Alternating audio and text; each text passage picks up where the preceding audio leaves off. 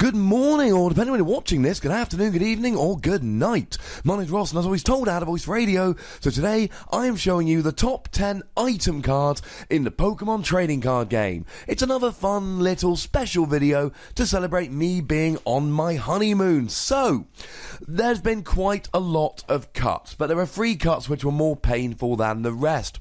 Professor's Letter.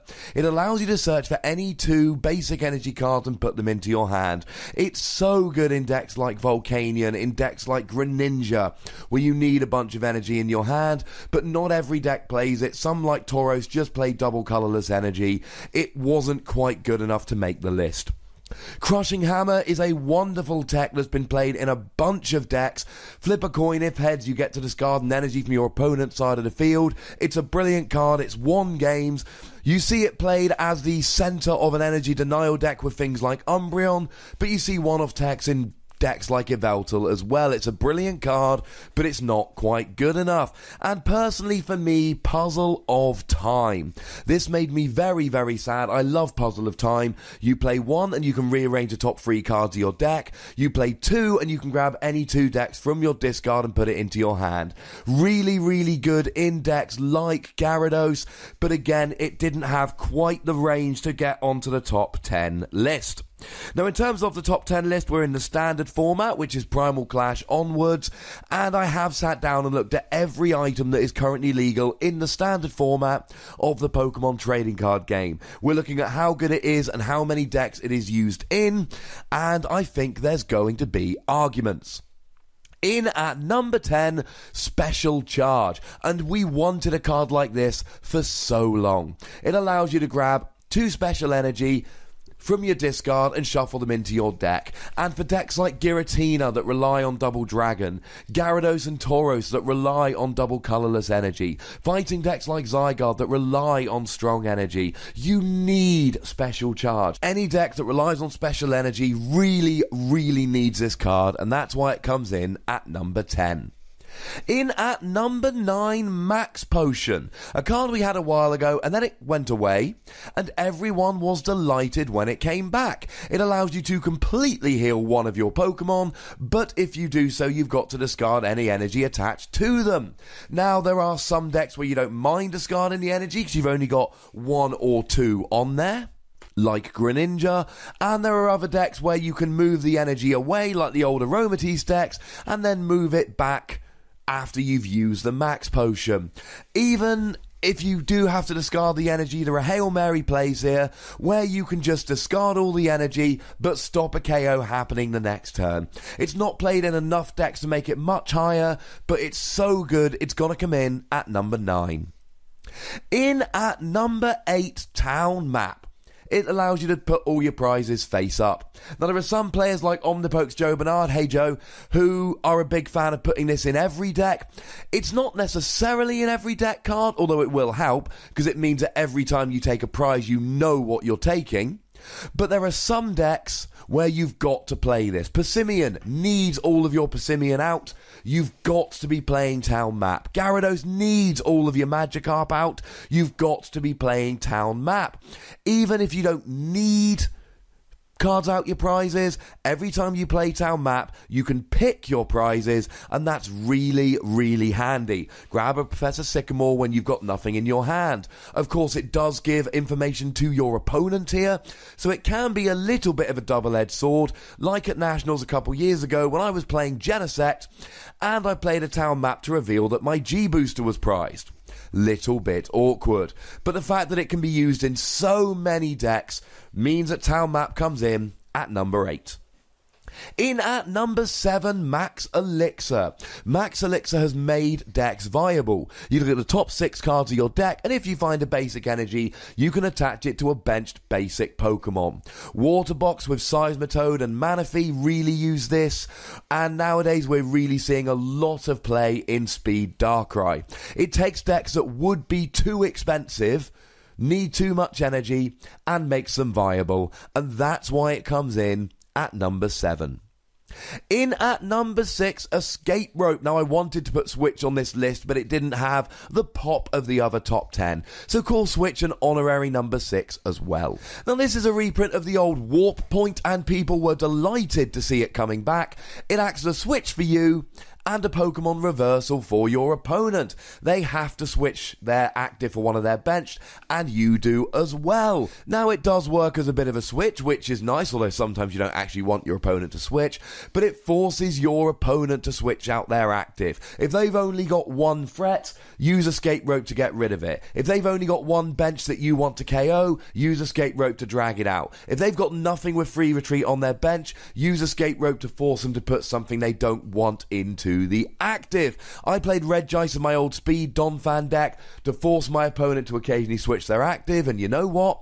Escape Rope does the same thing while acting as a switch, and that's why it comes in at number 6.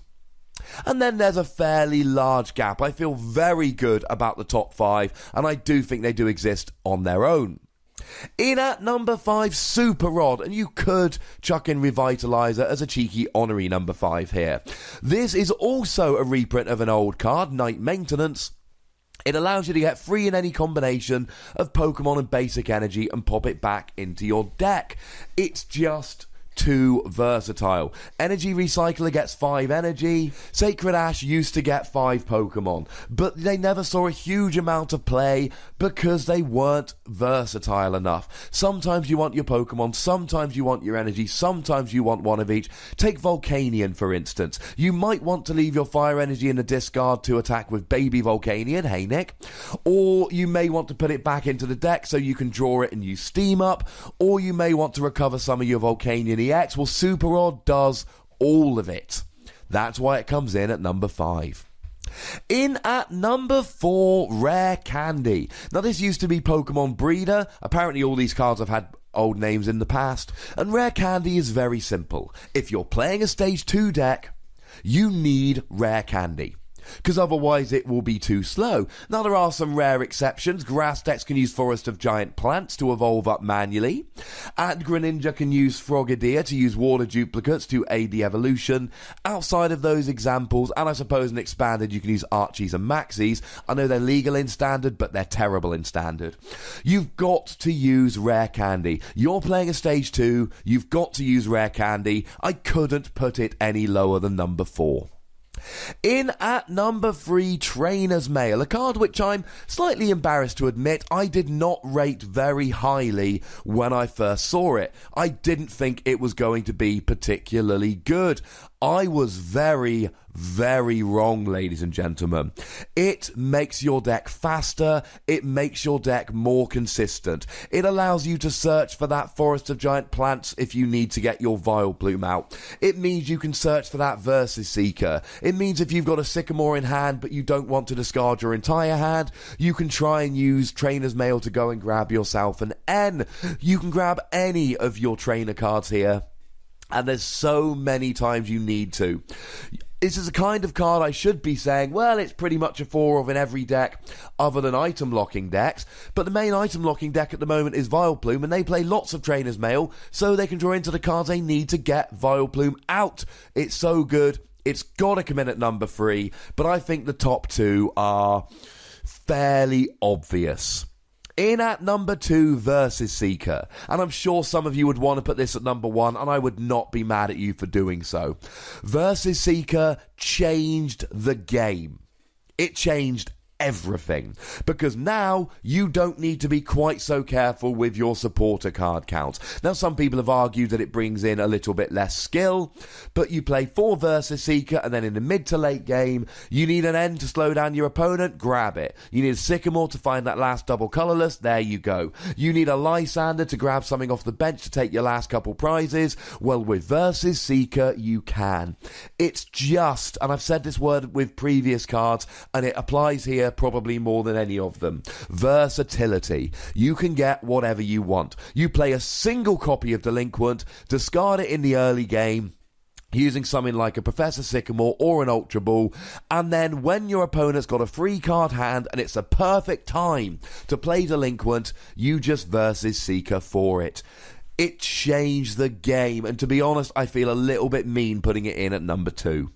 But at number 1, have you guessed it yet? I mean, it's got to be Ultra Ball. I know how good Versus Seeker is. I know how versatile Versus Seeker is. But Ultra Ball is just too good. The only time you don't play Ultra Ball is when you can afford to play Dive Ball, because you're playing an entirely water deck. Or you can afford to play Level Ball because you're playing an entirely low HP deck. But you know what card makes Ultra Ball an even clearer number 1 choice? Shaman. You can just go ahead and search for Shaman. Even if you're playing a water deck and using Dive Ball, you're probably going to want Shaman. Even if you're playing a low HP deck and using Level Ball, you're still probably going to want to play Shaman.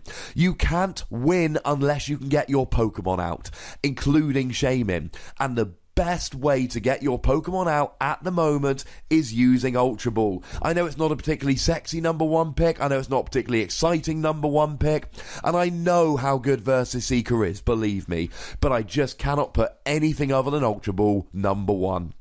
Now, you know the deal, ladies and gentlemen, there is a comment section. Go nuts, be nice, but this is a top 10 list, so you know my rule. Feel free to mess around with my list as much as you want, but if you're moving a card down, move a card up. If you're moving a card up, move a card down. And really, what would be awesome, give me your own top 10 list, because I promise you, I would be very excited to see it. Make sure you've liked this video, make sure you've subscribed to this channel, make sure you follow me on Twitter @TheWassy, and the most important thing as always, look after yourselves until next time. Thank you very much for watching. My name's Ross, and you've been watching PTCG Radio.